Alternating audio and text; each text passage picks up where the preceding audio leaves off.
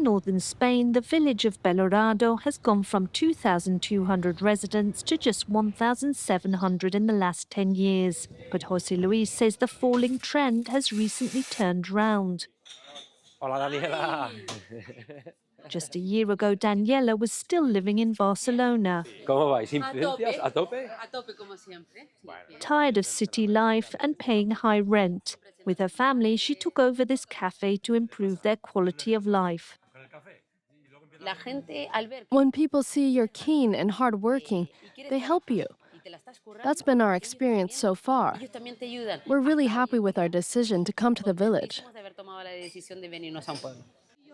The people who ran the bar for 54 years are delighted with the new owners. I'm really pleased that instead of being closed, it's open and in good hands.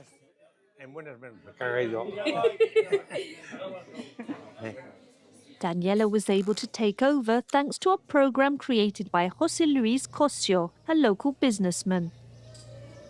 His goal is to repopulate the Spanish countryside. Today he's meeting the village mayor to discuss future projects. Buenos días. In 2023, he set up an online platform to connect villages to citizens looking for a new lifestyle. First of all, I'm sending you the profiles of people who are interested in coming to Bergeron as a place, to repopulate it, set up a business, and of course to launch a new project. A welcome boost for a town hall that has spent years fighting depopulation. It was one of the first in Spain to set up a special service for the problem. It wasn't just a case of creating a department. It was about investing in the issue through repopulation services to help new residents and businesses by offering a structure. And the department was also key. In fact, it was the only way. And individuals aren't the only ones to benefit from grants. José Luis also develops projects with companies. One of them is this 400 square meter warehouse financed by the town hall. There's a woman interested in setting up a startup to recover plastic products, making chairs, using recycled material. But one of the biggest challenges in rural communities is the lack of workers. More than 300 kilometers east, Bergeron's 350 residents may have found the answer. In the Asylum Seekers Centre, created in 2021, refugees receive practical training to help them find a job. What profession are they describing? A chef, that's right. The goal is for the students to get to know the professions and the vocabulary linked to them.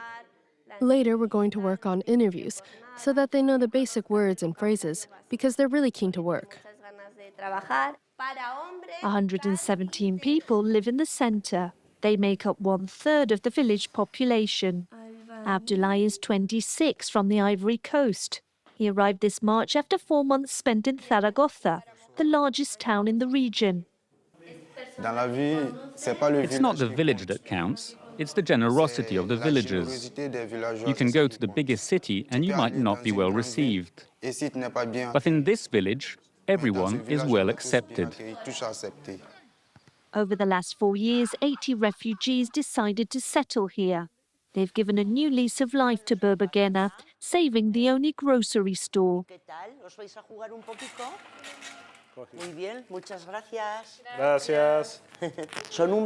They're great for the whole village, for the pharmacy, the bars, the shop, for everyone. To help this reawakening of small villages, the government has launched a program called Rural Campus, encouraging young people like Francisco to do placements in the countryside. It hopes they'll build a future there. This is a really traditional country home. This is the kitchen, and through there is a small living room. I'm paying the same for this flat as I would pay for a room in Madrid. After a 3-month internship for his sociology masters, Francisco has decided to settle permanently in the countryside. I'd spent many years in Madrid, leading a really hectic lifestyle, a practically unsustainable pace of life. You end up just surviving rather than living in the big cities. A recent poll found 1 out of every 4 Spaniards wants to live in a rural area.